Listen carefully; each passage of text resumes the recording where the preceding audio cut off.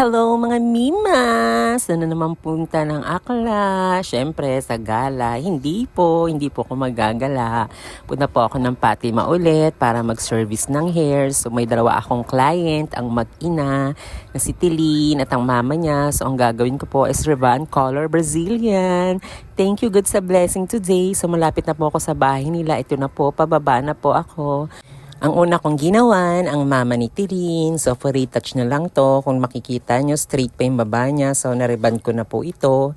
And yung bagong tumubo na lang ang ating ire-reban at kukulayan. So, nag-start na ako maglagay ng treatment dun sa bandang baba, yung nareban na para hindi siya masyadong mag-dry. So, pagkatapos nito, ilalagay na natin ang number 1 ng rebanding.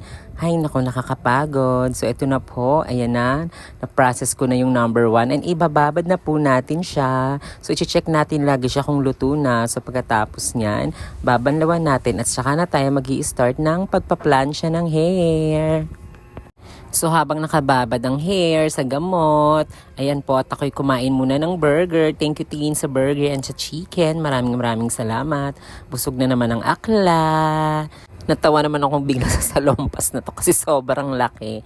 Naglagay ako ng salompas kasi kahapon naglaba ako and biglaan naman tong si Tilin kasi schedule namin Sunday so nagpagawa siya ng Sabado.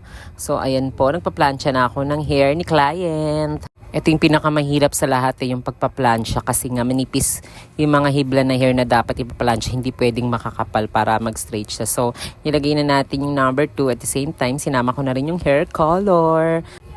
Ito talaga regular client ko na to. Sa akin talaga sila nagpapagawa ni Tilin and thank you so much. So ito na po yung outcome ng ating ginawa sa kanyang hair. So ito na yung kinalabasan. So straight na yung nasa taas at na-cover na rin yung mga white hair. And thank you so much mami and sana ma-enjoy ka sa hair mo. So punta naman tayo sa ating next client. So si Tilin na. For retouch na rin si Tilin kasi lagi ko rin naman siya nire-revan at saka kinukulayan. So kung makikita nyo, ayan po, tumubo na yung black hair and nalagay ko na rin po dito yung iwan. So ito na po, mabilisan lang. Ito na yung kinalabasan ng kanyang hair. O diba, napakaganda siya, napaka-shiny. And thank you so much Tilin sa tiwala at palagi ka nagpapagawa sa akin. Thank you so much. Thank you God sa mga blessings. And maraming salamat po sa mga nag-watch ng aking mga reels. And see you po sa aking mga next video pa na i-upload. And maraming salamat sa pag-support. Bye-bye!